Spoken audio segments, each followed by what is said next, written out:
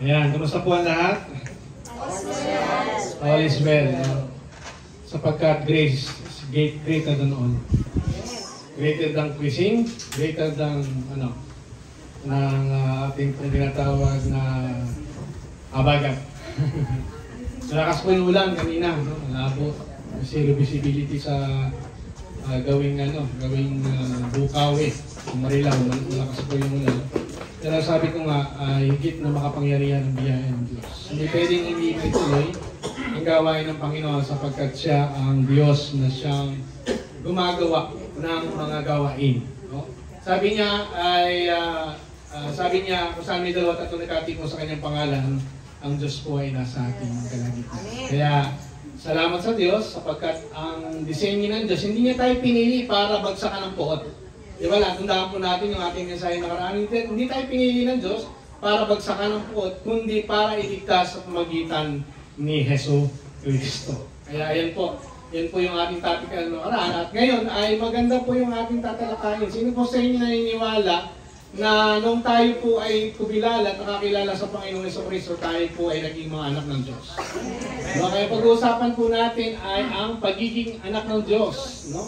Kasi mahalaga po na makita natin, ma-appreciate natin ano nga ba ginawa ng Diyos, bakit tayo naging mga anak ng Diyos, sino nga ba yung mga naging anak ng Diyos, ay matatalakay po natin sa oras na ito. Basahin ko lang po sa Galatians chapter 3 verse 26, sabi po diyan, makikita po natin diyan, dahil sa inyong pananalig, no? Sabi mo sa iyong katabi, dahil sa iyong pananalig.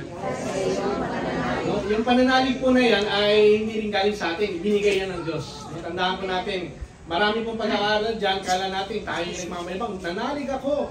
Hindi po, niligyan tayo ng pananalig ng Diyos, kaya tayo natutong manalig. No? Dahil sa inyong pananalig kay Jesucristo, kayong lahat ay anak ng Diyos. Sino po yun? Sino po yung anak ng Diyos? Tayo, no? Sapagkat ang lahat ng nabautismo kay Kristo ay pinanahanan ni Kristo, wala nang pagkakaiba ang Hudyo, ang Griego, ang alipin.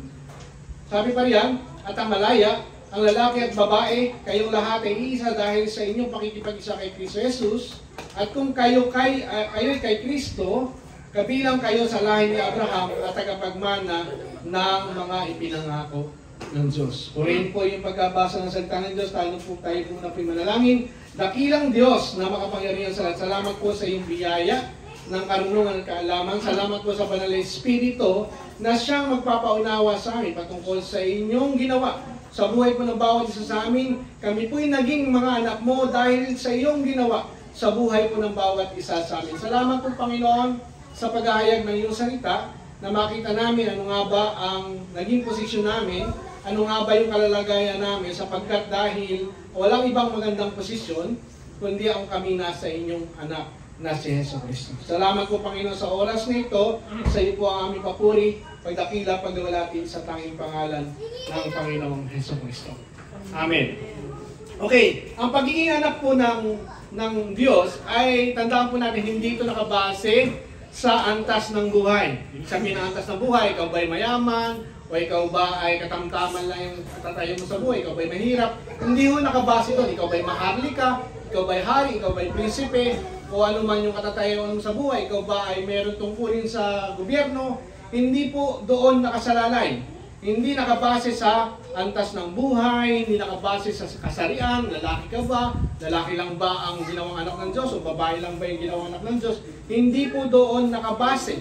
Hindi po sa katatayuan ng estado sa buhay. Kanina, sabi ko nga, ano ba yung estado mo sa buhay? Hindi po doon binabase ang pagiging anak ng Diyos. No? Ikaw ba ay Hudyo o ikaw ba ay Hintil? No? Yung Hudyo, yung mga taga-Israel, at tayo pong mga taga-Pilipinas o sa iba-ibang daon ng ibang bansa pa, pero sa Israel ay tinatawag po ng mga Hintil.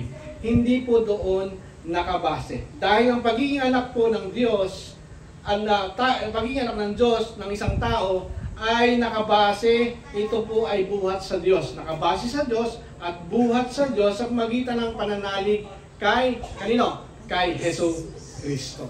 No? Malinaw po na nakita natin na napakahalaga na lahat ng ito ay pinangyari ng Diyos at nakita natin na buksan yung ating kaisipan, kaya pala tayo naging anak ng Diyos, Hindi dahil kung sino tayo. Dahil kung ano siya. Ano yung ginawa niya sa buhay po ng bawat isa sa atin. Sabi po ng John 1:12 hanggang 13. Ngunit ang lahat ng tumanggap at nanalig sa kanya pinagkalooban niya ng karapatan na maging anak ng Diyos. Sila nga'y naging anak ng Diyos, hindi dahil sa sarili, isinilang sila ayon sa kalikasan at ni sa pita ng laman o sa kagagawa ng tao. Ang pagiging anak nila ay buhat kanino? Sa Diyos. Napakalinaw po, no? Na ngunit ang lahat ng tumanggap at nanalig. Hindi ko lahat ng tao ay tumanggap. Hindi lahat ng tao ay nananalig. Kaya kung sasabihin iba, hindi, pare-pares lang, lahat ng tao anak ng Diyos. Hindi ko totoo yun. Kasi yaon lamang tumanggap at nanalig sa Panginoong Hesukristo ang binigyan ng karapatan na maging anak ng Diyos. Ibig sabihin ng karapatan, kung ano yung karapatan ni Jesus Christ, kasi siya yung bugtong na anak, ibinigay sa bawat isa na nananalig at sumasampalataya kay Kristo. Kung ano ang karapatan ni Jesus Christ, karapatan mo din. Kung ano ang kayamanan ni Jesus Christ, kayamanan mo din. Kasi equal ang adopted son doon sa biological son. Tama po, hindi po ba? Sa batas, ganon. Kapag inadopt ka ng isang pamilya, kung anong karapatan ng tunay na anak, karapatan din ng adopted child. Parehas po yun. Ganon din po ang ginawa sa atin. No, yun po ang ibig sabihin, hindi po lahat ng tao ay anak ng Diyos. Paano nga ba nangyari na tayo naging mga anak ng Diyos? Tayo ba ay pinanganak sa isang pamilya na mga anak na ng Diyos, nakakakilala sa Diyos?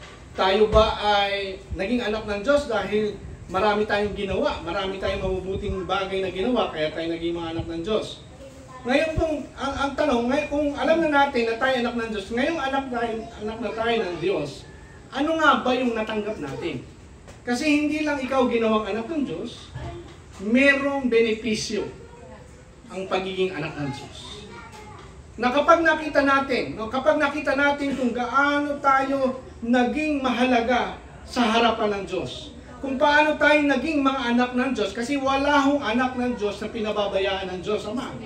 Kasi mahalaga ka sa harapan ng Diyos. Paano tayo naging mahalaga? Ibinigay nga niya yung kanyang bugtong na anak, kapalit mo. Kapalit natin. Na ang kanyang bugtong na anak ang nagbayad ng lahat ng ating mga kasalanan para tayo lang po ay maging anak ng Diyos. No? Kung makita po natin ang lahat ng yan, ang lalabas lang po sa ating mga labi, taos-pusong pagpupuri, taos-pusong pasasalamat, na merong pasasalamat at kapakumbabaan sa harapan ng Diyos. Amen? Ngayon, ano nga ba ang natanggap natin? Kailangan makita natin ano ba yung ating, paano nga ba nagmula? Kaya tayo naging, sa ating pagiging anak ng Diyos, paano nga ba tayo naging anak ng Diyos? Unang-una, kailangan mo munang tanggapin. No? Siguro, sasabihin mo, matagal ko na nadinig yan. Yung pagtanggap sa Panginoong Hesus ng may pananampalataya. Madali po kasing sabihin na tinatanggap ko. No, minsan gano'n, di ba? May mga pastor, pinatatawag sa harapan. Lapit ka. Punta ka na doon. No? Tumanggap ka na. Di ba? Gano'n po yung ginagawa. No? Yung mga tulak, no? Mga taga-tulak, taga-sulsul. No? Sulsulan. Pumunta ka na doon, tumatawag na sa pastor. Tumanggap ka na. Ang pagtanggap po ay dapat ay mula sa puso, hindi sa muso. Marami po ang tumatanggap dahil napilitan lang, no? Naobliga, na baka mapahiya, para hindi magalit. Hindi po ang tunay na pagtanggap kay Kristo. Sabi doon, ngunit ang lahat ng tumanggap at nanalig. Tinatanggap mo si Kristo sa buhay mo at nananalig ka kay Hesukristo. Ano yung pinananaligan mo? Hindi lang yung pangalan ni Jesus Christ. Kilala ko si Jesus Christ. Ang pinaniniwalaan mo yung natapos na gawa ng Panginoong Hesus sa krus. Kaya, kung titingnan natin, bakit marami namang Christian tinatawag Pati nga pangalan, Christian, marami. No? Pero yung Christian talaga, totoong Kristiyano, alam niya kung bakit siya naging Kristiyano. Hindi lang tinanggap niya si Kristo sa kanyang buhay bilang Panginoon, naniniwala siya doon sa ginawa ni Kristo sa krus. na binayaran ni Kristo ang lahat ng ating mga kasalanan, hindi na puot ng Diyos ang meron tayo, kundi kaligtasan galing sa Panginoong Jesucristo. Ano? Pinagkalooban niya tayo ng karapatan na maging mga anak ng Diyos. Yan po ang dahilan kung bakit nais ng Diyos na ipangaral natin ang mabuting balita patungkol sa kanyang anak. Ano yung ipapangaral natin? Yung tao ay makakilala sa Panginoong Jesucristo kasi hindi ko siya tatanggap kung hindi siya kilala ang Panginoong Jesucristo. At hindi rin siya mananalig kung hindi niya alam yung dapat niyang panaligan. Kaya ang ating message, yung ating pinangangaral ay ang pangalan lamang ng Panginoong Jesucristo at ang kanyang natapos na gawa sa krus ng Kalbaryo. No? Yung biyaya lamang niya. Hindi yung mga gagawin natin. Kasi kung ang mga gagawin natin ang ipapangaral natin, hindi na kailangan manaw ni Jesus Christ sa lupa para tayo mapunta sa langit. Kasi pwede naman palang ipangaral ang mga gagawin natin. Gawin mo to, gawin mo yan, magbigay ka. No, lahat ng ari-ari mo, ibigay mo sa church para mapunta ka sa langit. Eh kung wala ka pang bigay, hindi punta sa langit. Kung hindi mo kayang gawin ang isang bagay, kasi nga hindi nanao si Jesus Christ dito para tayo ay sikilin o bigyan ng puwan. Kaya siya nanao sa lupa kasi hindi natin kaya. Wala tayong kakayanan. Hindi natin kaya ang mga bagay na pamantayan ng Diyos. Sabi ng Bible, walang umabot sa pamantayan ng Diyos, wala ni isa. Ano ginawa ng Diyos? Tayo ang inabot ng Diyos. Hindi tayo umaabot sa Diyos, kaya tayo ay inabot ng Diyos. Okay. Sabi sa verse 11, merong tumatanggap, pero merong ayaw. Di ba? Naranasan yan, experience yan. Tagal-tagal nyo nang sinesharean. Ano? Hindi mo lang masabi kung ayaw mo, wag mo. Hindi pwede mo ganun. Kung hindi mo lang masabing ganun, no? Sulsul ka na, sinasabi mo, sineshare mo si Kristo, tanggapin mo si Kristo. Kasi mapapahamak ka pag hindi mo tanggap si Kristo. Pero ang katotohanan, merong talagang ayaw tumanggap. Kasi ang Panginoon mismo hindi tinanggap sa kanyang sariling bayan. No, sabi sa verse 11, no, ano po yan? John 1:11. Naparito siya sa kanyang bayan, ngunit hindi siya tinanggap ng kanyang mga kababayan. Na-experience mo ba niya yan? No, minsan yung kapatid mo ay maniwala sa iyo. No? Hindi nga sumama sa iyo. Merong mga kamag-anak, hindi naniniwala sa iyo. Pero meron naman tumatanggap, meron namang hindi. Kasi merong tumatanggap at merong hindi. Kung ang Panginoon, hindi siya tinanggap ng kanyang mga sariling kababayan. Ayaw na maniwala na si Jesucristo ang Mesaya kasi alam nila nanggaling yan sa lahi ng mga karpintero. Hindi nila alam mga karpintero, mga pogi yan.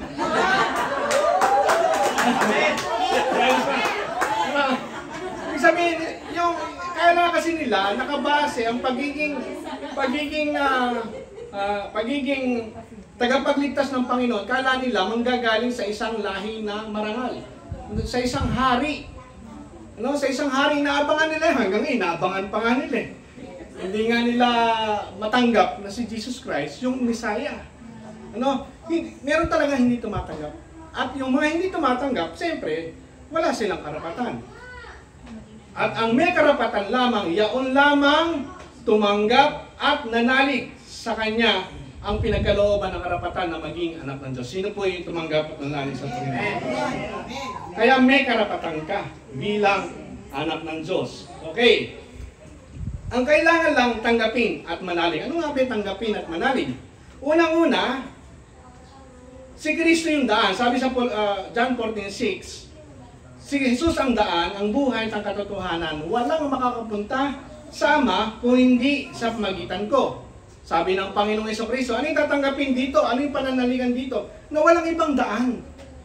Walang tinatawag na dating daan o lumang daan. Ang daan lamang ay si Kristo. Hindi relihiyon. Hindi organisasyon, hindi anumang samahan ay makakapagdala sa atin sa langit. Walang ibang daan, kundi si Kristo lamang ang daan, ang buhay at ang katotohanan. Walang makakapunta. Malinaw po, walang makakapunta kasi walang ibang daan. Sasabihin na, pare-parehas lang. Kita-kita tayo doon. Sino may sabing magkikita-kita tayo doon? Mali yung dinaanan mo eh. No, mali paniniwala mo, paano ka mapupunta doon sa tungo doon sa tamang daan, tamang papunta sa Panginoon Diyos? Wala, kundi si Kristo lamang. Kaya tayo pinangangaral natin si Kristo.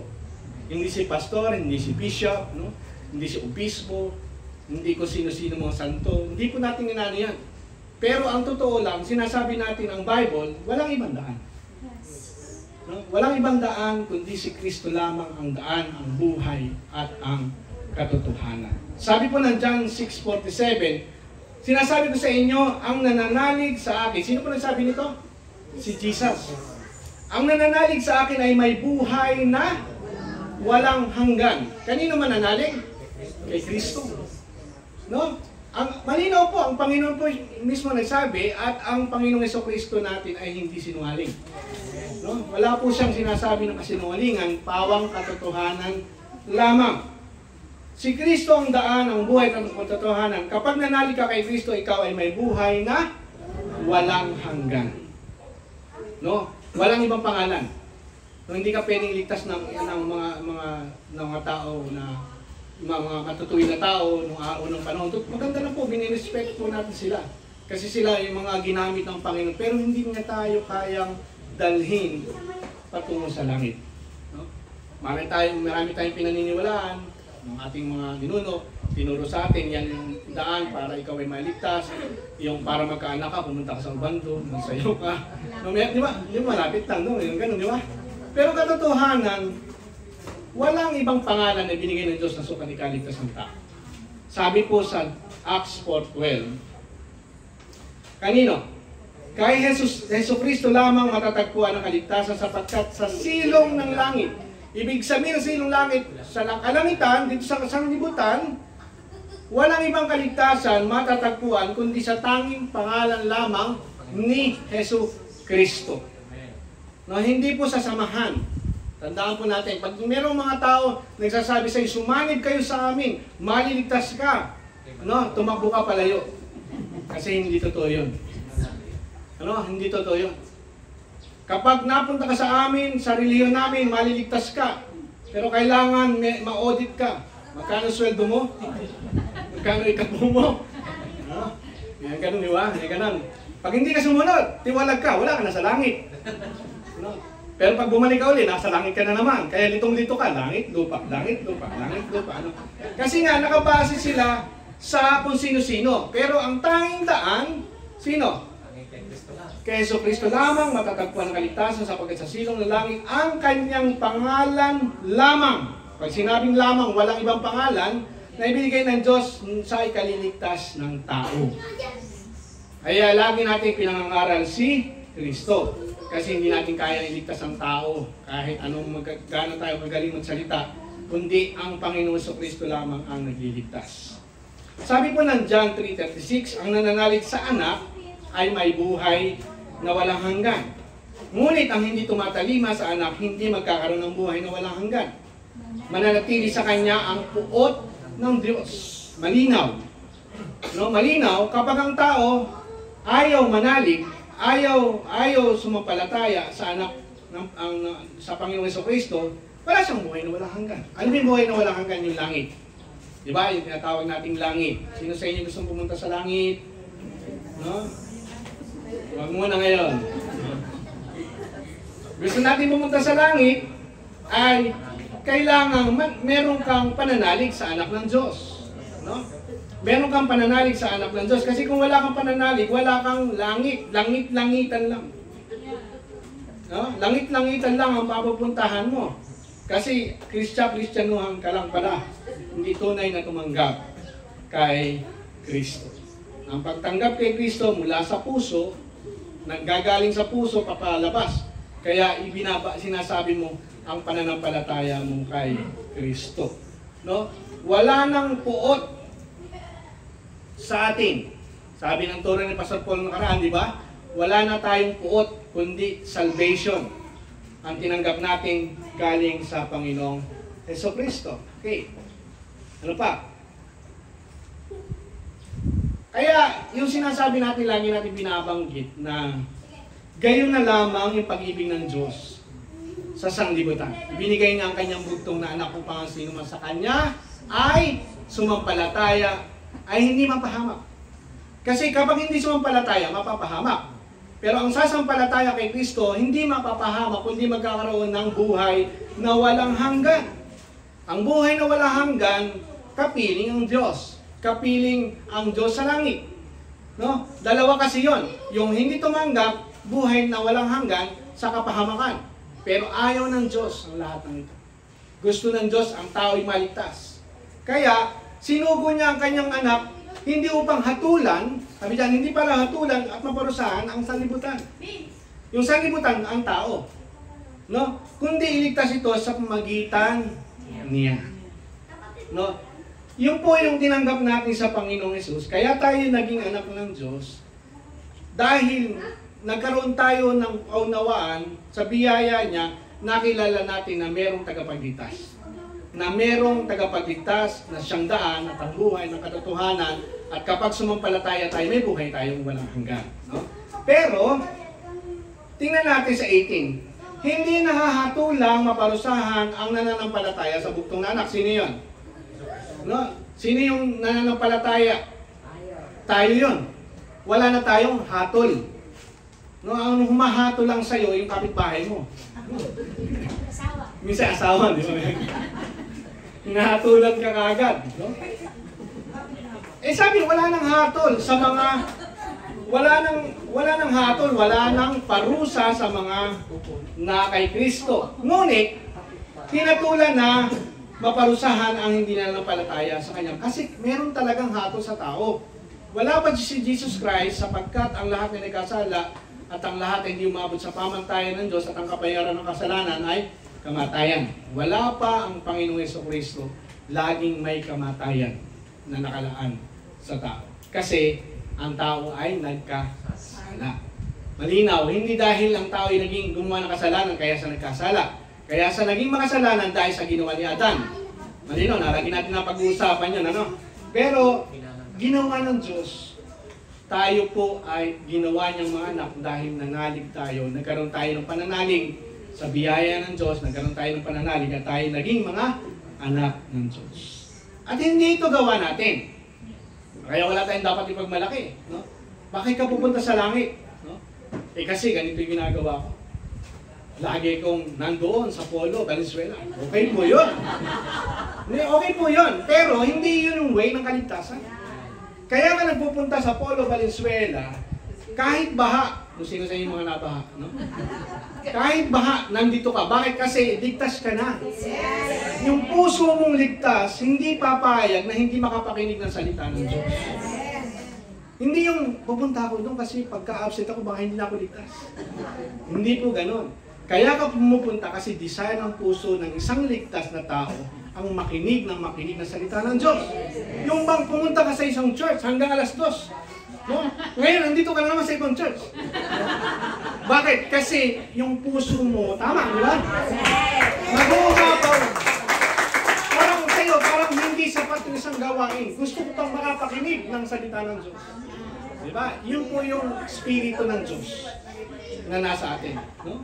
Spirito ng Diyos na nasa atin. Tandaan po natin, ito ay gawa ng Diyos, hindi natin. Sabi po sa John 1:13, sila ngay naging anak ng Diyos, hindi dahil sa isinilang sila ayon sa kalikasan. O anak ni pastor, ligtas na yun kasi tatay niya pastor eh. Hindi ganoon. Ang kaligtasan, individual. Hindi porke nasa pamilya ka ng, ng isang Kristiyano, nanay, tatay mo ay born again o Kristiyano, yung mga anak mo, Kristiyano na, hindi. Kaya tayong mga magulang, meron tayong obligasyon, meron tayong karapatan at meron tayong tungkulin na ipangharal sa ating mga anak. Huwag naman yung kaligtaan, yung pagtitipon gaya ng ginagawa ng ilan. Tayo, hindi tayo namimilit, pero nagpapayo bilang mga magulang at bilang mga kamag-anak, bilang mga kapatid, ay sabihin po natin sa kanila. Kasi hindi dahil sa ating pagsisikap, kundi dahil sa pagiging kagawa nito ng Diyos. Sila ngayon naging anak ng Diyos, dahil sa sinilang sila ayon sa kalikasan ni sapitan ng laman o sa kagawa ng tao. Hindi ho sa kagagawa ng tao, tayo isinilang, tayo naging mga anak ng Diyos, ang pagiging anak natin, ng Diyos natin, na tayo naging anak ng Diyos dahil ito ay buhat sa Diyos. Buhat sa Diyos yun. Hindi dahil sa atin. Kaya wala tayong pagmamalaki. Ano? Hindi natin pwede sabihin sa Diyos, Lord, kaya ako karapat-dapat ang pumunta dyan. Baka sabihin sa iyo ng Panginoon, hindi kita nakikilala.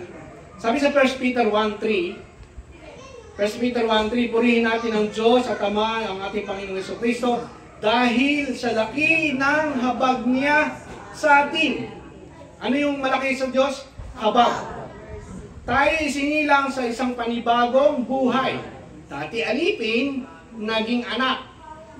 Dati makasalanan, naging makatuwiran. Yun yung tinatawag na bagong buhay na binigay sa atin. Sa pamagitan ng muling pagkabuhay ni Kristo, ang bagong buhay na iyan ay nagbigay sa atin ng malaking pag-asa. Tandaan po natin, kaya tayo mayroong pag-asa, hindi lang basta pag-asa, malaking pag-asa, kasi tayo po'y na kay Kristo. Isang araw pupunin tayo ng Panginoon. Isang araw makikita natin yung langit. Isang araw makikita natin ang langit pala'y lantay ng ginto. Ang dingding pala dyan ay punong-puno ng diamante. Wala hong pangit sa langit. Tingnan niyo ang inyong katabi. Ngayon pa lang magaganda na yan. Amen? Wala hong pangit, kaya ho tayo pinili ng Diyos eh. Yun! Hindi. Kaya ho tayo pinili ng Diyos kasi pinaganda na niya tayo. Hindi dahil tayo maganda sa sarili, hindi pinaganda na tayo. Di ba sabi doon, malaking pag-asa.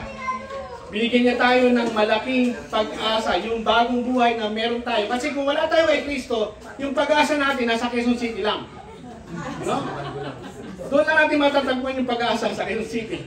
Pero sa ating pag-asa sa Panginoon natin natagpuan, meron tayong lugar doon sa langit. Amen po ba? Amen. Ephesians 2:4, sabi dyan, subalit napakasagana ng habag ng Diyos. Biyaya na naman. Nakarang biyaya, binasa natin. Ngayon, biyaya ng Diyos. At napakadakila ng kanyang pag-ibig na inukol niya kanino? Sa atin.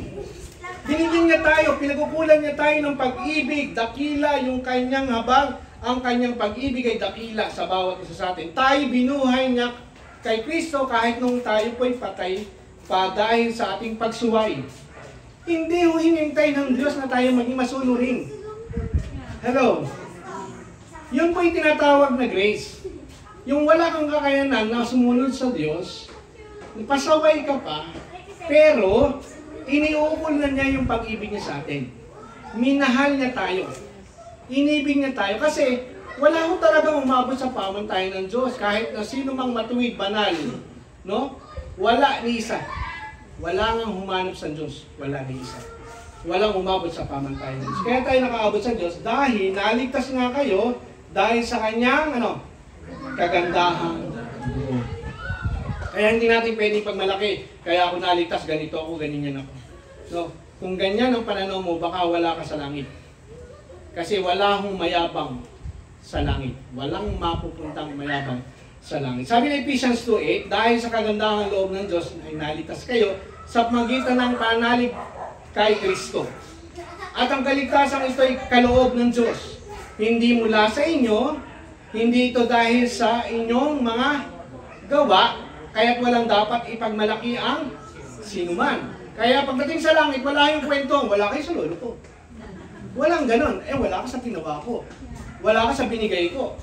Wala ka sa dinonate ko sa simbahan. Hindi ganon ang usapan doon. Ang usapan doon, ano yung ginawa ni Kristo? Gaano ka kasama? Gaano ka pinatawad ng Panginoon? Ito yung ginawa ni Kristo sa akin. Kahit ako'y ganito pasaway, minahal pa rin niya ako. Kahit ako minsan nakakalimot, ako hindi niya nakalimutan. Ganon ang kwentuhan sa langit. Kasi si Kristo lang ang gumawa ng lahat para sa ating kagandahang loob lang ng Diyos. Kasi ayaw ng Diyos, wala akong mapupuntang mayabang sa langit. Yaw lamang nagpakababa at tumanggap sa Panginoong Jesucristo na wala siyang kakayanang magligtas sa kanyang sarili, kundi si Kristo lang ang nagligtas sa kanyang buhay. Titus 3:5. Mabilis mo ba? Ako nabibilis na, nabubulot ko na yun. Titus 3:5. Tayo niligtas niya, natamo natin ito hindi dahil sa ating mabubuting gawa. Bakit mo sumaya tayong mabubuting gawa. Lagi na lang, hindi naman pala sa mabuting gawa. Hindi na ako gagawa ng mabuti. Hindi po totoo yun. Ang isang Kristiyano, puro mabuti ang nagagawa dahil si Kristo ay mabuting Diyos, nanahan sa atin, at yan yung lumalabas sa atin. Kasi yung mabubuting gawa na meron tayo, hindi dahil sa atin, kundi dahil sa gawa ni Kristo sa buhay natin. Amen. Malinaw po tayo doon, ano? Hindi ako nagpo-promote na hindi na kayo gagawa ng mabuti. No? Hindi po yun. Ang sinasabi dito, yung kaligtasan, hindi galing sa mabubuting gawa. Ito po ay sa biyaya lamang ng Diyos. Iniligtas tayo at ipinanganak na muli sa Espiritu Santo na siyang luminis at nagbigay ng bagong buhay sa atin. Kaya ka nakakagawa ng mabuti kasi yung buhay mo bago na. No, sabi mo sa iyong katabi, bago na yung buhay mo. Wala na yung luma. No, wala na yung luma. Bago ba? Yung iba dyan, bagong pulot. Ganun, di ba? Pero tayo, ang ating bagong pagkatao ay galing sa Panginoon. Amen po? Okay, malinaw. Okay, una, pananalig kay Kristo. Kaya tayo naligtas dahil sa pananalig sa Panginoon sa Kristo. Pangalawa, hindi natin gawa ito. Ito ay gawa ng Diyos. Ngayong naniniwala ka na ikaw ay anak ng Diyos. Sino sa inyo naniniwala anak siya ng Diyos? Kung naniniwala ka anak ng Diyos, may benepisyo. No? Hindi lang po basta-basta ayuda ng 4 piece. No? Oh, hindi po basta-basta ayuda. Ito po ay may benepisyo tayo na galing sa Diyos dahil tayo mga anak ng Diyos. Walang magulang na pababayaan niya ang kanyang anak. Meron ba gano'n? Wala, di ba? Maaari nga, lahat ibigay mo. Kung may susubo mo na lang, bibigay mo pa. Bumili ka ng Jollibee, bibigay mo sa anak mo. Pinanonood mo na, nakaganon ka. Alam mo yung nakilala akong gano'n. Diba? Para kainin ng anak, siya hindi kakain. Mapakain ko lang yung anak ko. Diba ganun po yung magulang? Tama po ba yan? Binibigay. Una, ang benepisyong tinanggap natin, tumanggap tayo ng espiritu ng pagiging anak ng Diyos. Kaya yung espiritu natin, hindi po espiritu ng kademonyuhan. Ang espiritu na meron tayo, espiritu ng Diyos. Kaya sa mga Kristiyano, hindi po sinasabi, demonyo ka. Sabi, demonyo ka rin. Wala akong ganun ng mga Kristiyano na nag-uusap. No? Anak ka ng Diyos. Sabi, anak ka rin ng Diyos. Kaya hindi tayo pwede mag-away. No, di ba? Ganun mga dapat usapan. Hindi espiritu ng demonyo binigay sa atin, kundi espiritu ng pagiging anak ng Diyos.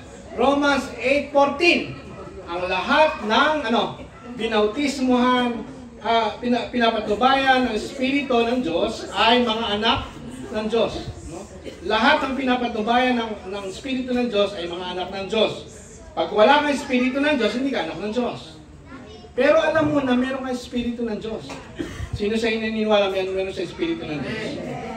Sapagkat hindi kayo tumanggap ng espiritu ng pagkaalipin upang muling matakot. No? Ang tinanggap ninyo ay espiritu ng pagiging anak. At ito ang nagbibigay sa atin ng karapatang tumawag ng Ama natin nasa langit. Ama ko. Pag tumawag ka sa Diyos, sabihin mo, Ama ko. Abba, Father. No? Tanggapin mo na ikaw ay anak ng Diyos at malaya ka na makalalapit na sa Ama na tawagin mo siyang Ama nating nasa langit. No? Di ba kaya nag-example lang ng Panginoon sa Ama namin nasa langit. No? Sambahin ang ngalan mo. Ibig sabihin, yan po yung turo ng Panginoon na lagi natin sasabihin ang pagiging Ama natin, ang ating Amang Diyos na nasa langit. Hindi niya tayo binigyan ng espiritu ng pagkaalipin upang muling matakot. Huwag tayo matatakot. Merong espiritu tayo ng Diyos. Greater is He that is in us. Diba? Na espiritong nasa atin ay makapangyarihan kaysa sa mga espiritu ng mga mangkukulam. Ano? Yung mga mananawas, yung bang mababalis ka. Kaya ka nababalis kasi sinasabing nababalis ka. May espiritu po talagang ganon. Pero greater yung espiritu na nasa iyo. Pag nakita ng espiritu nila, na yung espiritu ng Diyos yung nasa iyo, nangangatal pa yun. Sabi, anak ng Diyos, naparito ka ba? Ganun po, kasi si espiritu ni Kristo nasa atin. Kaya wag po kayong matakot. No? Huwag kayong matakot sa dilim. Matakot kayo sa buhay. Sabi mo, huwag kayong matakot sa patay. Kasi yung espiritu na yan, wala na akong kapangyarihan sa atin. Kasi higit na makapangyarihan ang espiritong nasa atin. Espiritu po yan ng Diyos. Espiritu ng pagiging anak ng Diyos. Galatians 4:4, ngunit ang nang dumating ang takdang panahon, sinugo ng Diyos ang kanyang anak, isinilang siya ng babae at namumuhay sa ilalim ng kautusan upang palayain ang nasa ilalim ng kautusan. Sa gayon tayo'y mabibilang na mga anak ng Diyos. Tandaan po natin, bakit tayo inalis sa ilalim ng kautusan? Kasi hindi tayo magiging anak ng Diyos kung tayo nagpapatuloy sa pagsunod sa buong kautusan. Tayo po'y naging anak ng Diyos dahil sa biyaya ng Diyos. Kasi walang umabot sa pamantayan ng Diyos. Walang nakasunod sa buong kautusan. Nagkasala ka sa isang kautusan, nagkasala ka sa buong kautusan. Kahit na 99% ang pagsunod mo sa kautusan, meron kang isang sablay lahat. Kapag sumablay ka, parusa para sa'yo. Kaya inalis tayo ng Diyos doon. Dinala tayo sa biyaya ng Diyos. Upang ipakilalang kayo mga anak ng Diyos, pinakalooban niya tayo ng espiritu ng kanyang anak. Sino po yung anak na ito? Espiritu ng kanyang anak. Sabi na, yung Diyos nagbigay sa atin ng espiritu ng kanyang anak. Sino po yung kanyang anak? Si Jesucristo. Ang espiritu na meron si Jesucristo, hindi espiritu na meron ka. Iisa lang po yon, ang banal na espiritu ang ibinigay sa atin. No? Sabi dito, nang tayo ay makakatawag ng Ama nating nasa langit. Kung paano nananalangin si Jesus direkta sa Ama, ganun din ikaw. Tandaan mo, ganun din ikaw. Huwag ka nang maghanap ng tagapamagitan. Direkta ka nang makatatawag sa Ama. Yun po ang Bible. Yun po yung magbuting balita na binigay sa atin ng Diyos. Meron kang espiritu ng Diyos. Pangalawa, bilang anak, tayo ay tagapagmana. Sino po sa inyong mga may minana na? Meron na po ba kayong minana? Galing sa inyong mga ninuno? Wala pa? O may minanang utang? Ano? Sabi sa Romans 8:16, ang Espiritu ang nagpapatotoo kasama ng ating Espiritu na tayo mga anak ng Diyos. Sino nagpapatotoo? Espiritu na nasa atin. Alam ng Espiritu na nasa atin na tayo mga anak ng Diyos. Kaya pag tinanong kayo, sino anak ng Diyos? Hindi ka na ako nga ba? Hindi ka gumaganon, di ba? Taas ka lang kamay, ako yung anak ng Diyos. Kasi Espiritu na nasa iyo, nagpapatotoo na ikaw ay anak ng Diyos. At yamang anak ka tayo ng Diyos, no? Yamang anak ka, tayo mga tagapagmana ng Diyos. At kasamang tagapagmana nino? Ni Kristo. Kung ano ang amana ni Jesucristo, kung ano ang mamanahin ni Jesucristo, ganun din ikaw. Ano? Hating kapatid. Kasi kapatid natin si Jesus Christ. Kung ano yung mana niya, mana mo rin. Gusto ba niya yan? No? Nakikita ba niyo ang ganda ng pagiging anak ng Diyos? May mana ka. Meron kang mana. Kung naniniwala tayo si Kristo, ang Diyos ang may-ari ng langit at ang lupa, pwede kang humingi sa Diyos. Wala kang trabaho, Lord. Ama, wala pa akong trabaho. Baka naman. Isang ganun, di ba? Big enemy, di ba? Big enemy. Sabi nung, Panginoon, yung kapatid, maganda yung negosyo niya, kumikita. Sana all. Meron siyang ganun, di ba? Meron ganun, sana all. Pero pwede kang humingi, direkta. Sama, kasi anak ka ng Diyos eh. Hindi mo na kailangan kumatok sa sekretary ng presidente, kasi anak ka ng presidente.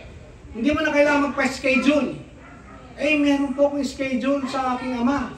Hindi mo na pwedeng sabihin yun. Huwag mo na sabihin yun, pwede ka lang direktahang lumapit sa ama mo dahil presidente yung ama mo.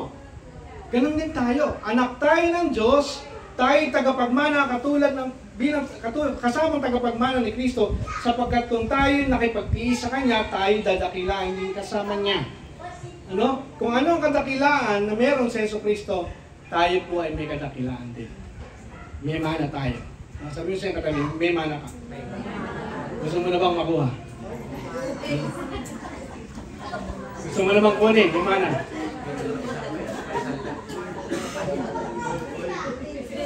Saan may inumin ko rito? Ayun, inumin pala. Yan. Iinom muna ako, may 1 oras pa eh.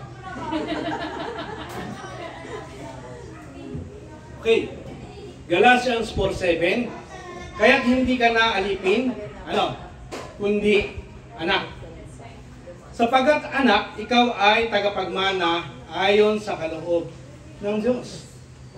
Ayon sa kaloob ng Diyos.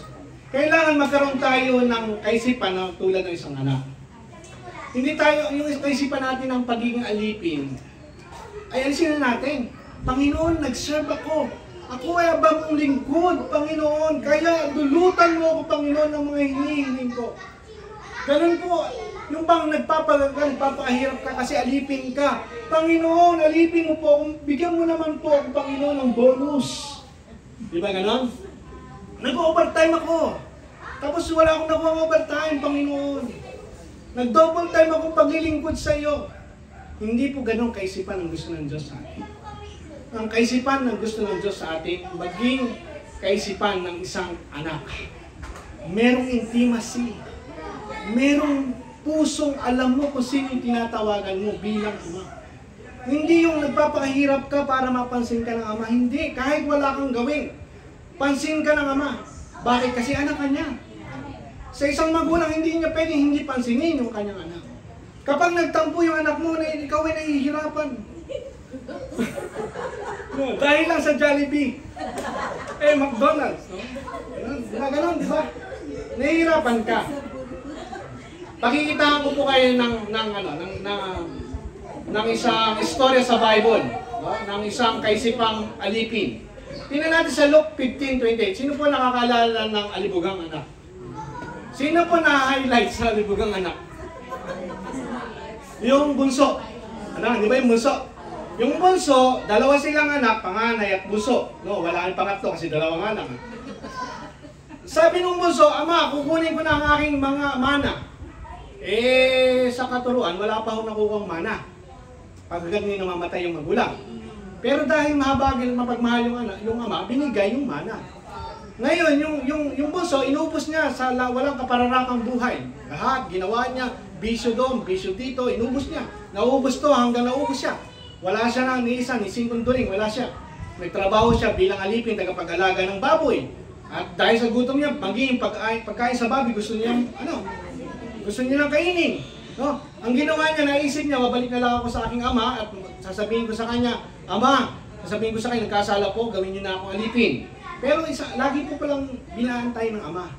Yung pong bunso. Ang makita ng ama, yung kanyang bunso, patakbo siyang lumapit, niyakap kahit amoy baboy, no, niyakap niya yung kanyang anak kasi mahal na mahal siya ng kanyang ama.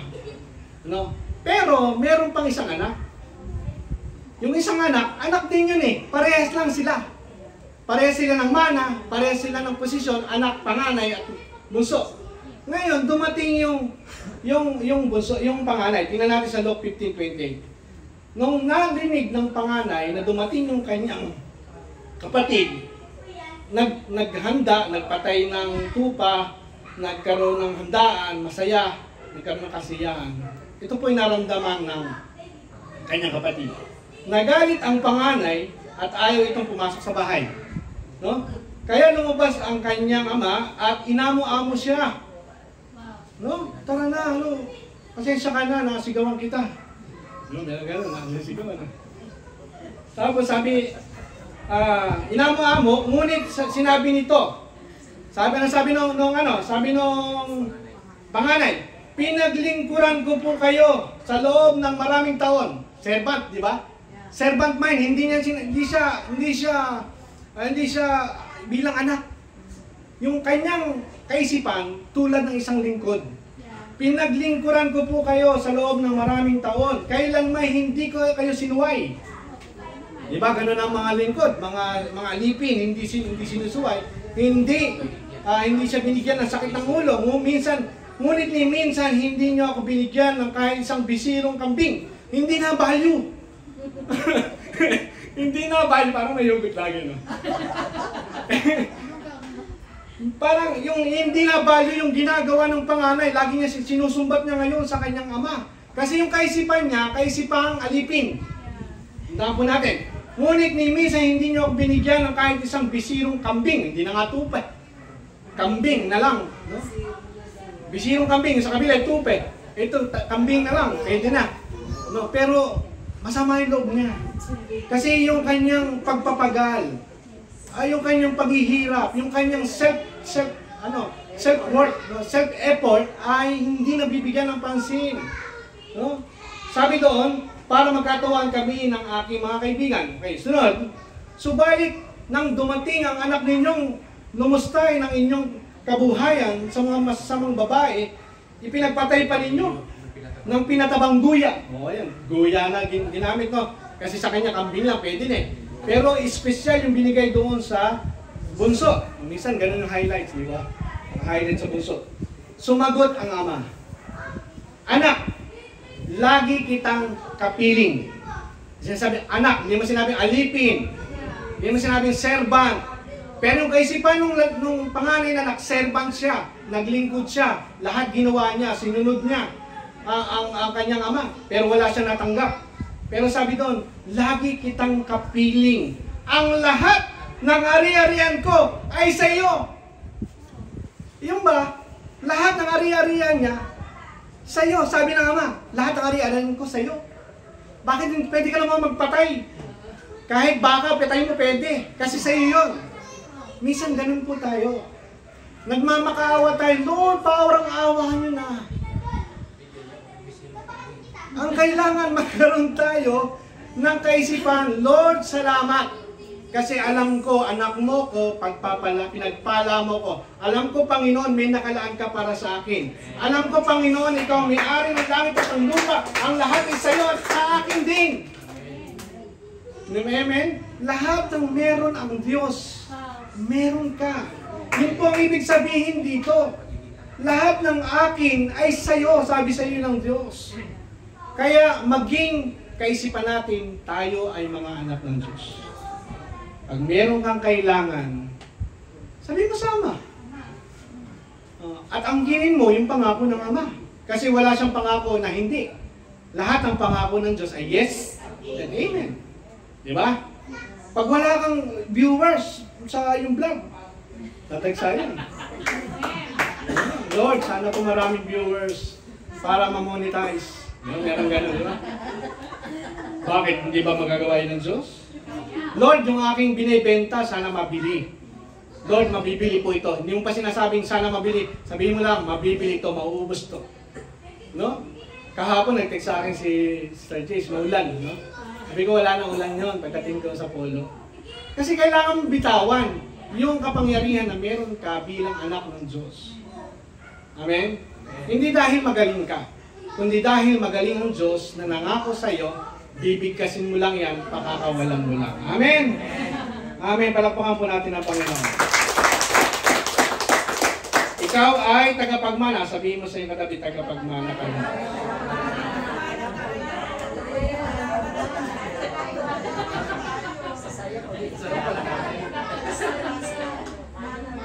Pangatlo, bilang anak, ikaw ay iingatan ng Panginoong Hesus. 1 John 5:18. Alam natin, ang mga anak ng Diyos ay hindi nagpapatuloy sa pagkakasala. Ano? Sapagkat iniingatan sila ni Jesucristo. At hindi sila maaaring anhin ng dyablo. Pwede ka pang galawin ng dyablo? No? Kaya yung balis hindi tatalab sa'yo. Yung kulang, hindi tatalab sa'yo. Bakit? Kasi iniingatan ka ni Kristo. Kailangan mo lang alam ano ang meron ka. Kailangan mo lang alam kung ano yung kapangyarihan na meron ka. At ano ang sitwasyon mo sa harapan ng Diyos. Tandaan po natin yan. At tandaan po natin, hindi ka pwedeng anhin ng dyablo. Kaya pag may sakit, kasi wala akong sakit galing sa Diyos. Tandaan po natin, ang sakit galing sa dyablo. Kasi ang dyablo ay naparito upang magnakaw, pumatay, at manira. Ano sinisira niya? Katawan natin. Ano ninanakaw niya? Kaligayahan natin. Ano pinapatay niya? Yung pagtitiwala natin sa Diyos. Yun po ang nais na iparating sa atin ng Panginoon. Bilang mga anak, iniingatan tayo ng Panginoong Hesus. At tandaan po natin, walang pwedeng umubra sa kapangyarihan ng Panginoong Hesus. Higit na makapangyarihan ng Diyos natin na nasa atin, hindi lang sa tabi natin, kundi nasa loob natin. No? Ang Panginoon ay higit kaysa sa anumang lalang ng dyablo sa buhay natin. Sabi po ng John 10:27, nabanggit po ito ng umaga, ating topic nung kaninang umaga. John 10:27, nakikinig sa akin ang aking mga tupa, nakikilala ko sila, at sumusunod sila sa akin. Binigyan ko sila ng buhay na walang hanggan. Sino nagbigay? Si Jesus Christ. Kailan may di sila mapapahamak. Pag sinabing kailan may, wala hong minuto, segundo, oras o pagkakataon na ikaw ay mapapahamak. Sabi doon, kailan may hindi sila mapapahamak. Hindi sila maaagaw sa akin ninuman. Ang aking Ama na nagbigay sa kanila sa akin ay lalong dakila sa lahat. At hindi sila maaagaw ninuman sa aking kamay, sa aking Ama. Ako at ang Ama ay isa. Tandaan po natin, yung ako at ang Ama ay isa, nagkasundo po sila. Iisa sila ng kasunduan. Walang pwedeng maagaw sa kanilang mga kamay. Walang pwedeng makaagaw sa iyo. Kasi ang may hawak sa iyo ay ang Diyos at ang Anak. Dalawa na nakahawak sa iyo, maagaw ka pa? Hindi. Maaaring maagaw ka kung ikaw lamang ang mahawak sa buhay mo. Huwag mong hawakan ang buhay mo. Hayaan mong ang Diyos ang humawak sa buhay mo. Kasi tayo may limitasyon. Pag sinabi natin nakahawak ako sa Diyos, may limitasyon tayo eh. Hindi natin kaya. Meron tayong damdamin. Pag dumating ang problema sa atin, bibitaw tayo. No? Kaya kung minsan, ang tao kapag nagigipit sa Bombay kumakapit, bakit? Kasi may limitasyon. Pero kung ang Diyos ang may hawak sa iyo, tandaan po natin, minsan hindi Kanya bibitawan. Kaya sabi niya, hindi kita iiwan, hindi kita pababayaan. Romans 8:38, sapagkat natitiyak kong ang kamatayan ng buhay ng mga anghel, ang mga pamunuan ng mga bagay sa kasalukuyan, mga bagay na darating, mga kapangyarihan, ang kataasan, kalaliman o alinmang nilalang ay hindi makapaghihiwalay sa atin sa pag-ibig ng Diyos. Pag-ibig na ipinagdama sa atin sa pamagitan ni Jesucristo na ating Panginoon. Kailan may hindi tayo mapapahiwalay sa pag-ibig ng Diyos. Sabihin mo sa iyong katabi, mahal na mahal ka ng Diyos. Okay. Last na po ito. Last na po. Palakpakan mo na po. Last na. Pang-apat, bilang anak, binibigyan ka ng iyong kailangan. Bilang anak, bibigyan ka ng iyong kailangan. Sino sa inyo nangangailangan?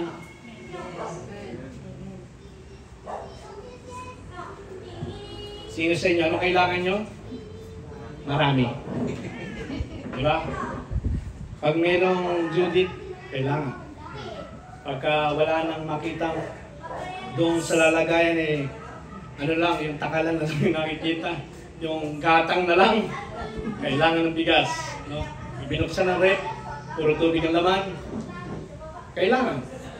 Maraming kailangan, di ba? Pero ang sabi ng Panginoon, buhat sa kayamanan niyang hindi maubos, ibibigay niya ang lahat ng iyong kailangan. Una, lahat ng iyong kailangan. Meron po bang hindi may bibigay ng Diyos? Wala, kasi lahat ng iyong kailangan. Sa pamagitan ni Jesucristo, ng iyong kailangan, buhat sa kayamanan niyang hindi nauubos. No? Buhat sa kanyang kayamanan hindi nauubos. Kahit, sabi, inaabuso ang Diyos. Kahit abusuhin mo yan, hindi naman nauubos eh. Ang inaabuso, yung hindi nauubos. Hindi mauubos, yung nauubos. Ay, yung dumating ang mana. Napakaraming mana. Yung mga Israelitan, di ba? Tuwing umaga, may mana. Anong ginagawa? Inaabuso. Kasi alas 10 lang, wala na. Kailangan kumuha ng marami. Kumuha ng marami, yung natira, naging uod. Nasira lang. Kasi gusto nila abusuhin. Pero hindi nila alam, hindi nauubos. Kada umaga, meron. Alam niyo po ba ang biyaya ng Diyos kada umaga meron sa atin? Hindi ko mauubos yun. Pag sinabi niyang buhat sa kanyang kayamanan, hindi nauubos. Ibibigay niya ang lahat ng iyong kailangan. Kahit wala ka pang trabaho, wala kang trabaho kasi ano ka lang, no work, no pay. No? Pwede, pero yung iba, yung kahit di pumasok, may sweldo. Okay po yun. Pero yung no work, no pay, mahirap. Pero kailangan mo magtiwala, Lord, wala po akong trabaho ngayon, darating po ang trabaho. Kasi alam ko, buhat sa iyong kayamanan, hindi mauubos, ibibigay mo ang lahat ng aking kailangan. Darating po, nasubukan mo po ba yan? Subukan niyo lagi. Kung nasubok niyo na ang Diyos, huwag niyo nang subukan kasi subok na ang Diyos. Aangkinin mo na lamang. Amen? Sabi po ng Matthew 7:9, bibigyan ba ninyo ng bato ang inyong anak kung humihingi siya ng tinapay? Sino sa inyong mga magulang? May anak humihingi sa iyo. Bibigyan mo siya ng bato kung humihingi ang anak mo ng tinapay? Hindi. Siyempre kung ano hinihingi, bibigay mo. Bibigyan mo siya ng ahas kung humihingi ng isda? Hindi rin. Sabi ng Panginoon, kung kayo na masasama ay marunong magbigay ng mabubuting bagay sa inyong mga anak, gaano kaya ang iyong amang nasa langit, ibibigay niya ang mabubuting bagay sa mga humihingi sa Kanya. Ano gagawin? Humingi. Humingi tayo. Huwag natin, katwiran, alam na naman ng Diyos yun eh. Oo, tama yun. Hindi mo pa hiningi. Alam na ng Diyos ang kailangan mo. Pero ang gusto ng Diyos, humingi ka. Bakit? Kasi gusto niya communication. Yung mga masakit yung ngipin mo, hindi mo sinasabi sa tatay mo. Ang Diyos alam niya. Pero yung tatay mo, hindi alam. Nanay mo, hindi mo alam. Ano ba nangyayari sa'yo? Hindi mo masabi, ano ba, masakit ba tiyan mo? Ganun ka lang, hindi mo sinasabi, masakit pala ang ngipin mo. Ayaw mong sabihin. Binigyan ka pa ng chocolate. Lalong sumakit, no? Pero ang Diyos, alam naman talaga niya ang lahat sa atin. Pero ang gusto niya, humingi. Sabi, lahat, ibibigay niya ang mabubuting bagay sa mga humihingi sa Kanya. Okay, malapit na tayo. 2 Corinthians 9:8. Magagawa ng Diyos na pasaganahin kayo sa lahat ng bagay. Ano pa yung lahat ng bagay? Lahat. Trabaho, negosyo, ano pa?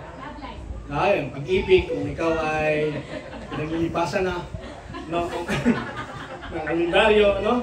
Maraming bagay. No? Kasi sa pasasaganahin ka sa lahat ng bagay, relasyon, di ba? Kung ano ang meron ka na pinagkakabalahanan. Pwede po yan na pasaganahin ng Diyos kasi magagawa ng Diyos pasaganahin sa lahat ng bagay. Hindi, higit pa sa iyong pangangailangan. Di ba, may pangailangan ka, nagtinda ka ng fishball, no? Lord, itong fishball na ito, konti lang po na ang aking puhunan. Pero sabi ng Panginoon, pasasaganahin ng Diyos. No? Isang araw, ikaw na yung gumagawa ng fishball. Ikaw ay na yung nagbibigay, nagdi-deliver sa'yo. Bakit? Imposible ba yun? Hindi. Posible lahat sa Diyos. Mula sa maliit na bagay, pwede niya itong palakihin kasi mapapasagana niya, magagawa ng Diyos, pasaganahin ka sa lahat ng bagay.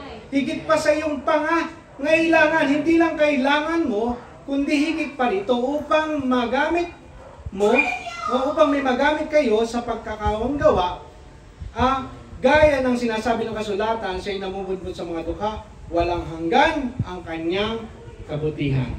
Amen? Sino sa inyo gustong guminhawa? Lagi ko pong dalangin yan eh. Lord, payamanin mo naman ako, Lord. Alam ko mayaman ako. Pero inaangkin ko, yayaman ako para makatulong sa iba. Bakit? Kasi hindi lang ang pastor, puro panalangin na lang. Lord, lalapit sa'yo, pastor wala po akong ganito eh. Kailangan ko, sige, papanalangin na lang kita. Wala kang maibigay eh. Kundi panalangin. Pero sabi ng Panginoon, pasasaganahin ka sa lahat ng bagay para maitulong mo sa iba. No, lagi ko sinasabi yun, hindi lang po Lord. Huwag lang po puro prayer ang maibigay ko sa kapatid ko. Gusto ko pong makatulong. Gusto ko po na matulungan, matugunan ang pangangailangan ng bawat isa. Pero lahat naman tayo meron nun. Kasi sabi ng Panginoon, magagawa niya na pasaganahin tayo sa lahat ng bagay. Verse 11, pasasaganahin niya kayo sa lahat ng bagay para lalo kayo makatulong sa marami. Sa gayo dadami, rason ng Diyos kaya ka pasasaganahin. Sa gayo'y dadami ang magpapasalamat sa Diyos dahil sa iyong tulong na dadalhin ko sa kanila. Pag maganda ang motibo mo, sigurado po yan. Pasasaganahin ka. Pero kung natibo mo, Lord, pasaganahin mo po ako, para yung kapitbahay ko, matalbugan ko. Bumili siya ng ganito, bibili rin ako ng ganito. Hindi ka makakatanggap ng magandang ng kasaganaang tunay at pagpapalang tunay. Amen? Sino po magpapasagana sa atin? Ang Diyos. Tandaan natin, meron tayong tinanggap sa Diyos. Tinanggap natin ang pagiging anak dahil sa pananampalataya. Ito ay kagawa ng Diyos at may benepisyo. Ngayon, ano ang life application natin? Ayan, life application na. Palakpakan po natin ang Diyos. Life application na. Okay, pasalamatan ang Diyos sa kaligtasang ibinigay niya sa atin. No? Ano yung kaligtasan ibinigay niya sa atin? Paano natin pinasasalamatan ng Diyos? Thank you, Lord. Tapos na ba yun? No? Yung kung ganito, ginagawa natin, pasasalamat po yan, di ba? Wala naman tayong pwedeng gawin sa Diyos eh, kasi siya lang ang gumawa sa atin. Kaya tayo makikinig ang salita ng Diyos, kaya hindi natin kinakalitaan pagtitipon ng gawa ng ilan, tulad ng ginagawa ng ilan, para tayo sama-samang magpasalamat sa Diyos. Nagpupuri tayo sa Diyos, Lord, salamat po. Salamat, salamat, O Jesus. O, pag-ibig mo. Nasasabi mo yun, maawit ka sa Panginoon. Yun po, pasalamatan ng Diyos sa kaligtasan kasi hindi mo natanggap yan kung hindi dahil sa biyaya lamang ng Diyos. Na kahit anong tatambling-tambling ka dyan, kahit na anong gawin mong pakahirap, hindi ka magkakaroon ng buhay na walang gan. Dahil lamang sa biyaya ng Diyos, tayo naligtas sa magitan ng pananampalataya kay Kristo. Pangalawa, ilagay sa isip na ikaw ay anak ng Diyos, hindi isang alipin. Huwag kang magpakaawa sa Diyos. Maglambing ka. Tama? Maglambing ka sa Diyos. Kasi tatay mo yan, Daddy. Tatay, ano ba tawag mo? Papa? Ito po yung kailangan ko. May tuition po ako ganito. No, kailangan ko po ng gamit ng ganito. Meron po kami project. Ang pangalan po ay iPad. No, pwede naman yun eh. No, kahit yung sa atin nga tayo man, di ba? Kahit na yung huhulog-hulugan mo, kahit ma-home credit, maibigay mo lang yung pangailangan ng anak mo. Eh, gano'n po kayo yung Diyos sa langit, na wala nang isang pitik lang. Oh, sige na yan. Walang hindi niya kayang gawin, lahat magagawa niya. Ang kailangan lang, kaisipang ng isang tunay na anak. Hindi isang alipin. Huwag tayo magmakaawa. No? Kasi yung iba, pagka nagmamakaawa ka, parang, humble naman. Napaka-humble naman. Pero sa likod pala no, wala ka palang paniniwala at pananampalataya. Kulang pala yung paniniwala mo patungkol sa iyong amang nasa langit. Pag alam mo ang iyong katatayuan sa harapan ng Diyos, hihingi ka ngayon sa Diyos bilang anak at bilang ama na nasa langit. Hello? Tama po ba yun? Yung pagkakasi alipin lahat nagpapakahirap ka. Ito, kailangan kong gawin to para mapagpala ko. Kailangan kong gawin to, magpakahirap ako dito para matugunan yung panalangin ko. Kailangan kong tinatawag na deboto. Magdidiboto ako. Pag nasagutan yung aking panalangin, ito gagawin ko. Diba ganon? Hindi. Angkinin mo. Ano man yung panalangin mo. May sakit ka, angkinin mo. Salamat sa iyong mga sugat at mga latay, magaling na ako. Inaangkin ko yon. Kasi anak mo ako, hindi mo pababayaan na ako may sakit. Kasi tatay ko kayo, dakilang manggagamot kayo. Ako, pababayaan may sakit. Hindi. Anak mo ako eh. O, hindi dahil kinagagalitan mo ang Diyos. Hindi.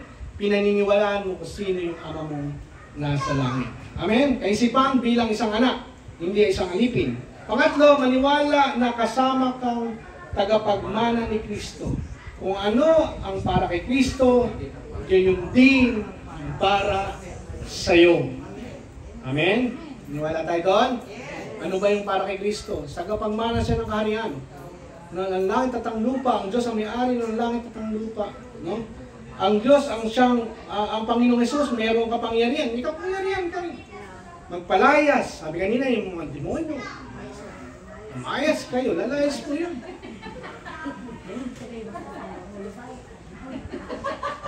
Kaya lang, yung kapitbahay ko parang hindi lumalayas eh. Bakit ganun pinalalayas naman yung asawa niya? Demonyo ka, lumayas ka rin. Hindi lumalayas. Ibang demonyo yun. No, yung ibig sabihin yung gawa ng diablo, nakasamang bagay na ginagawa. Okay? Pangapat, huwag matatakot. iniingatan ka ng Panginoong Hesus, iniingatan ka ng Diyos. Huwag tayong matakot, no? Huwag tayong matakot sa lahat ng bagay, dumating man yung bagyo, dumating man ang unos, bumahaman, no? Huwag kang matakot kasi hindi naman malulubog ang buong mundo ng baha. Hindi na maulit yun, no? Huwag kang matakot sa gera, kaya mo na silang gera-gera, ikaw ay payapa. Kasi hindi naman darating ang Panginoon ang hindi mo nagdadanasin ang mga paghihirap kasi yung pangako niya sa atin, no? Salamat po sa Diyos. Palakpakan po natin ang Panginoon. Ano pa ang ating big idea? Ang big idea kay Kristo, ako ay anak ng Diyos. Palakpakan po natin ang Panginoon. Kahit manalangin. Sino po sa inyo pala may prayer? May prayer request? Meron kayong kahilingan? Kaya mo na po ay mawit. Mahalaga po kasi na umalis tayo dito na meron tayong sinabi sa Diyos. Pwede po tayong tumayo.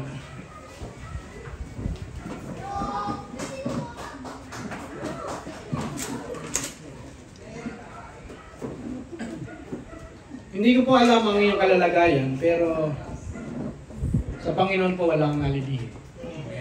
Alam ko na iba-iba yung sitwasyon natin, iba-iba yung katatayo natin sa buhay, at iba-iba yung pangangailangan natin. Pero ito yung oras para sabihin mo ang lahat sa Panginoon. Awitin po natin yung, sino pa siya naniniwala mabuti ang Diyos? Yung bang awitin mo na mabuti ang Diyos, tapos sinasabi mo, Lord, Ama, ito po yung sitwasyon ko eh. Alam ko naman na alam mo. Kasi wala naman nalilihim sa Diyos. Pero may lang po yung sinasabi. Sabihin mo sa Diyos, Ama, ito po yung sitwasyon ko. Meron po kaming pangailangan, meron po kaming pinagdadaanan. Salamat na mabuti kang Diyos. Salamat kasi mahal mo ko. Salamat anak mo ko. Salamat hindi mo ko pinababayaan. At bago po natin sabihin yan, ay mawit po tayo sa Panginoon.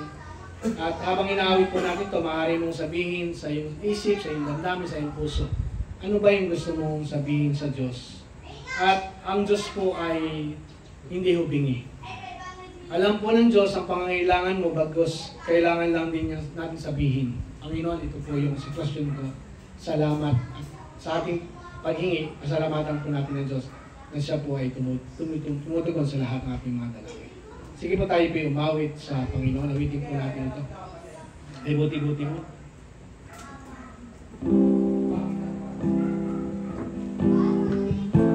Yes, Lord God, maraming salamat. Dahil mabuti kang Diyos. Hindi ka nagpapabaya, hindi mo kami iniiwanan, hindi mo kami pinababayaan. Inak mo kami, Panginoon. Salamat sa paghinga na. At hindi dahil sa amin, kundi dahil sa iyong ginawa sa buhay namin. Oras sa bawat araw, ika'y laging tapat kong magmahal. Ang iyong pasalamatan natin ang Diyos kay buti-buti mo. Sampahin po natin siya. Buti-buti mo, Panginoon. Sa lahat ng oras, sa bawat araw, ika'y laging tapat kong magmahal. Ang iyong awa ay magpawalang hanggan. Salamat po, Diyos. Pinupuri, sinasamba kita. Karapat-dapat kang sambahin ang iyong mga anak. Karapat-dapat kang purihin sapagkat mabuti ang Diyos. Alam mo ang pangangailangan ng iyong mga anak, Panginoon. At ikaw ang Diyos na tumutulong sa lahat ng kanilang pangangailangan.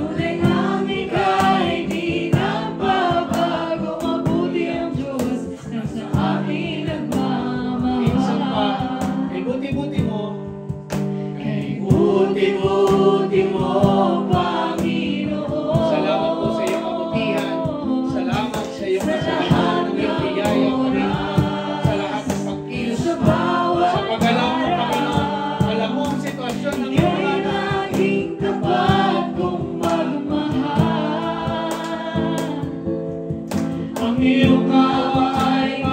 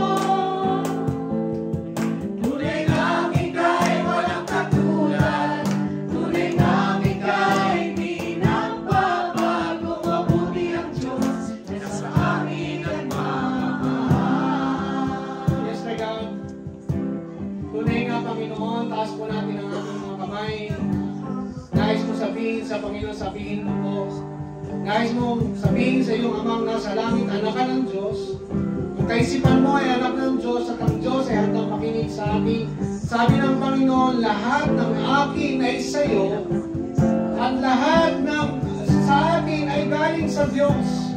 Kaya maaari po natin pasalamatan para na natin dakilain at luwalhapin ang Diyos. Maraming salamat tayo. Ito po ang iyong kamay ng iyong mga anak, Panginoon.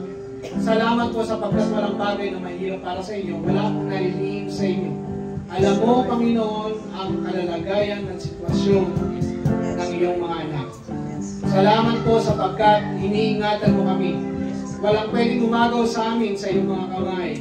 At ang patnubay mo'y laging nasa amin, Laigan. Lord, sa anumang karamdaman na meron kami pisikal, Lord, sa magitan ng iyong mga sugat at mga latay, inaangkin namin ang kagalingan na galing sa iyo. Sapagkat ikaw ang dakilang manggagamot, Panginoon. Kami po'y malakas. Kami po'y malusog, masigla, magaling ang aming pangangatawan. Kami po'y pinagpalag, pinaburan.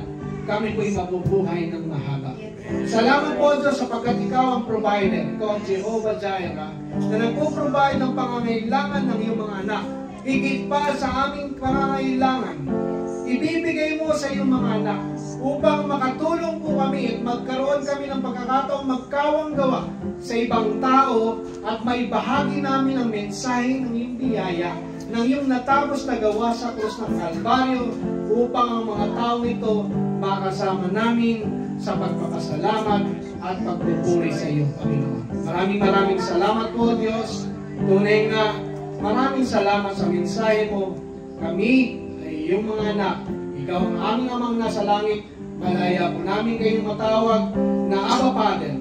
Maraming salamat, Ama namin nasa langit, sa magitan ng iyong anak na si Jesucristo. Kami po'y naging mga anak mo. Salamat po sapagkat bilang mga anak, kami po'y tagapagmana ng iyong kaharian. Salamat po, Diyos, sa iyo po aming papuri, aming pagdakila. Wala sa tayong pangalan ni Jesus. Amen. Amen.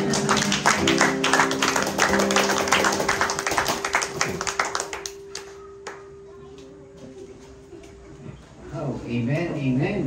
At, sige po, bago po tayo kumain, bago tayo kumain, may announcement lang din po.